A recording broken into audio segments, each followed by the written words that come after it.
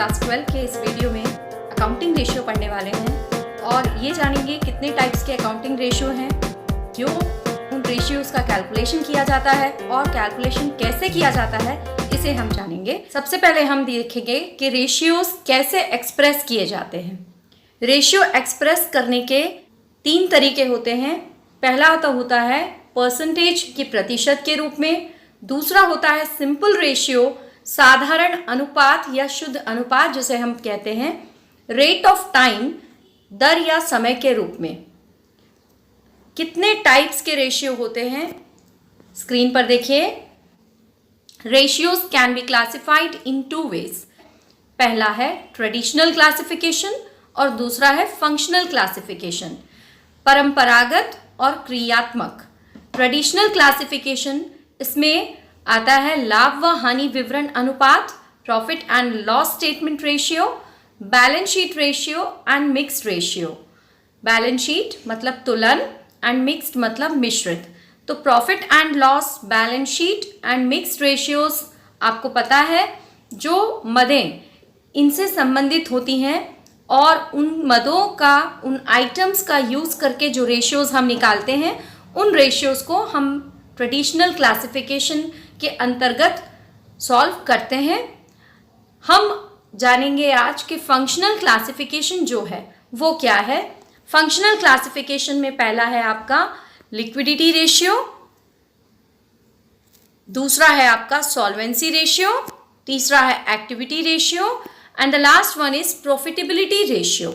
हिंदी में कहेंगे लिक्विडिटी को द्रव्यता, सॉल्वेंसी को ऋण शोधन क्षमता, एक्टिविटी को सक्रियता एंड प्रॉफिटेबिलिटी को लाभप्रदता अनुपात।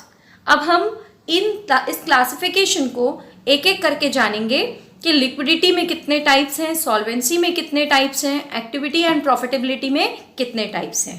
Liquidity ratios are classified into 2. The first one is what, current ratio, and the second one is what, liquid ratio. So first हम लोग देखेंगे करंट रेशियो, जिसे हम हिंदी में कहते हैं चालू अनुपात। फॉर्मूला का यूज किया जाता है वो है current assets by current liability. इस फॉर्मूला को जब हम यूज करते हैं तो जितने भी करंट एसेट्स हैं उनको लिया जाता है एंड करंट लायबिलिटी उसके नीचे लिखी जाती है। जब हम इसको कैलकुलेट कर लेते हैं तो अगर ये 2:1 आता है तो इसका मतलब ये रेशियो आइडियल है, और अगर ये 2:1 से कम आता है it means it is not an ideal ratio.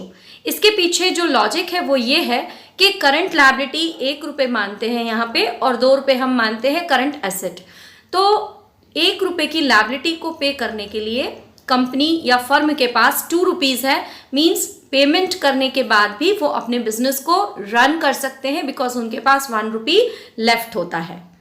अब हम देखते हैं कि करंट एसेट्स में वो कौन से आइटम्स हैं जिनको इंक्लूड किया जाता है।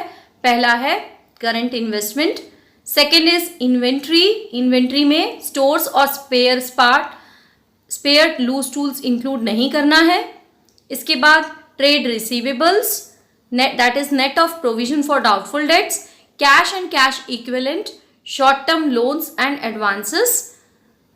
एक और है इसमें other current assets. Short term loans and advances में आपका प्रीपेड एक्सपेंसेस होगा, एडवांस टैक्स होगा एंड अनएक्रूड इनकम होगा। ये तीनों होंगे short term loans and advances में और करंट एसेट्स है।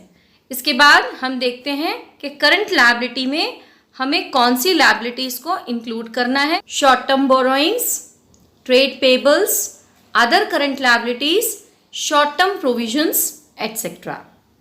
ये सारी चीज़ें करंट लायबिलिटी में लेनी है। और जब हम करंट रेशियो निकालेंगे तो करंट रेशियो जो है ये रिलेशनशिप शो करता है करंट एसेट्स और लायबिलिटीज़ की। एंड अगर आप इसको शॉर्ट टर्म लोन से रिलेट करें तो ये बहुत ही इम्पॉर्टेंट है। ये हमको बताता है कि शॉर्ट टर्म लायबिलिटी को पे करने के लिए कितने करंट एसेट्स कंपनी के पास हैं, और किसी भी कंपनी के शॉर्ट टर्म सॉल्वेंसी के बारे में हमें करंट रेशियो को देखकर पता चलता है कि how the company is running, how the company short term solvency is. तो ये हमें यहाँ से देखकर पता चलता है किसी भी संस्था की short term solvency position. Second हम जो यहाँ पे अभी पढ़ने वाले हैं वो है लिक्विड रेशियो, और लिक्विड रेशियो का दूसरा नाम है acid test ratio and quick ratio. इसका फॉर्मूला है liquid assets by current liability. तो करंट लायबिलिटी हमने पिछले टॉपिक में भी देखा है कि करंट लायबिलिटी क्या है, ऑलरेडी यहाँ पे भी सेम वे में कैलकुलेट होगी। जबकि लिक्विड एसेट्स किस तरीके से निकाले जाते हैं देख लेते हैं पहले हम लोग। Liquid assets is equal to current assets minus stock inventories. आपने जो करंट एसेट्स सॉल्व किए थे उसमें से आप स्टॉक और इन्वेंट्रीज को क्या कर देंगे, माइनस कर देंगे, और इन एडवांस टैक्स माइनस करेंगे और प्रीपेड एक्सपेंसेस माइनस करेंगे। नेक्स्ट आप देखेंगे लिक्विड रेशियो और एसिड टेस्ट रेशियो और क्विक रेशियो, ये तीनों एक ही नाम है, liquid ratio, acid ratio, quick ratio. Hindi में बोलते हैं तरल अनुपात या त्वरित अनुपात। और अगर हम इसको सॉल्व करेंगे तो इसका फॉर्मूला हमें यूज़ करना होगा liquid assets by current liability.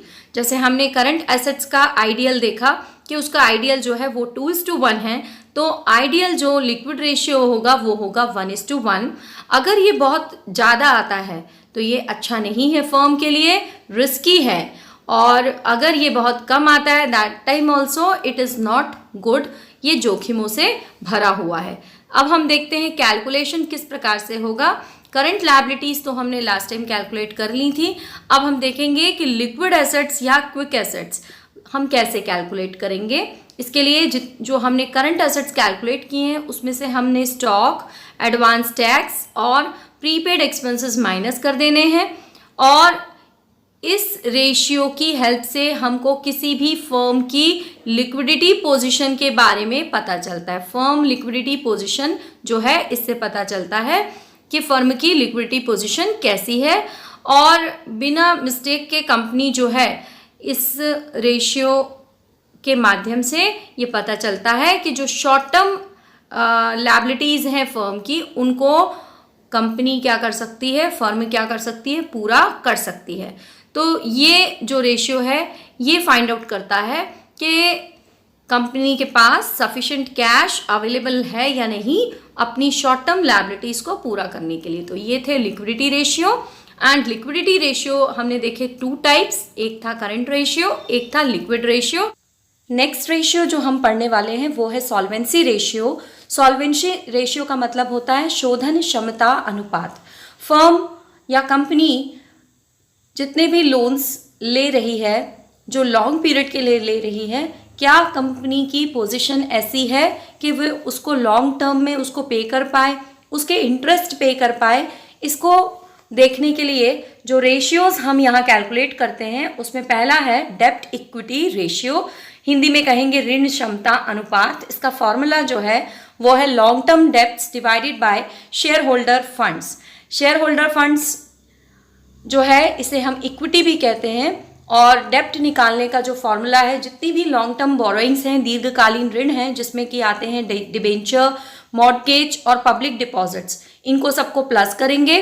साथ में जितनी भी लॉन्ग टर्म प्रोविजंस हैं इनको भी आप क्या करेंगे, इसमें प्लस करेंगे। इसके बाद शेयर होल्डर फंड जो है इसको निकालने के लिए share capital plus reserves plus surplus, और एक और वे है इसको सॉल्व करने की, वो है non current assets plus working capital minus non current liabilities.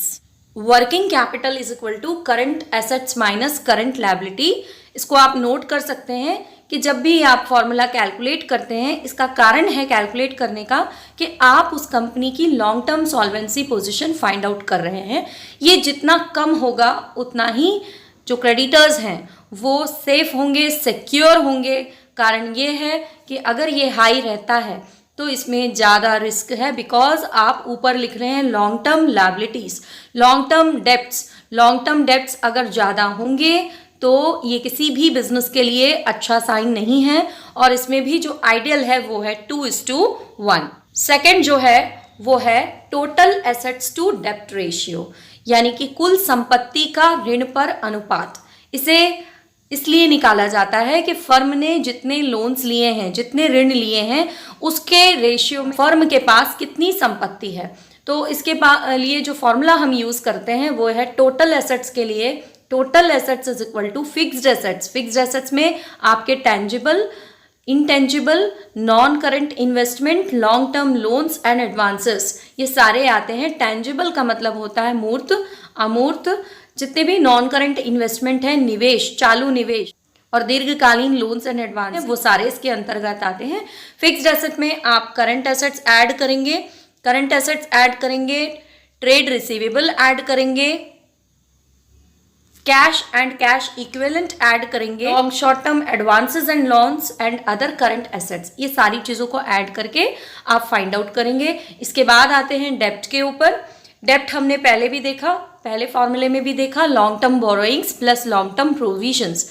इसका भी जो आइडियल है वो है 2:1 और ये दीर्घकालीन ऋणदाताओं की सुरक्षा सीमा दर्शाता है। जितने भी लॉन्ग टर्म बोरोवर्स हैं जो बिजनेस को लोन्स दे रहे हैं, उनका पैसा कितना सेफ है फर्म के पास, बिजनेस के पास, ये हमें इस रेशियो को देखकर पता चलता है।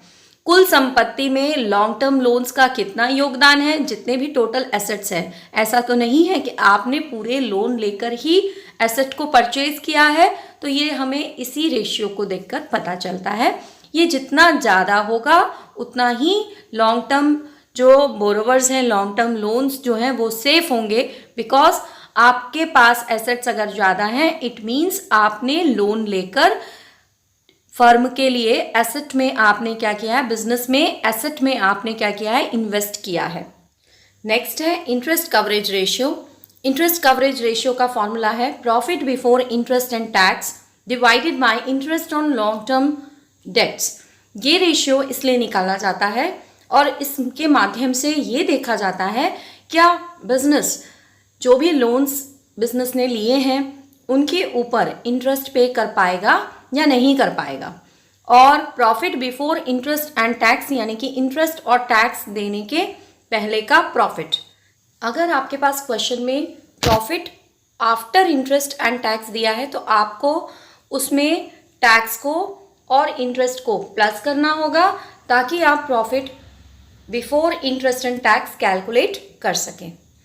इस रेशियो को आप टाइम्स में शो करते हैं।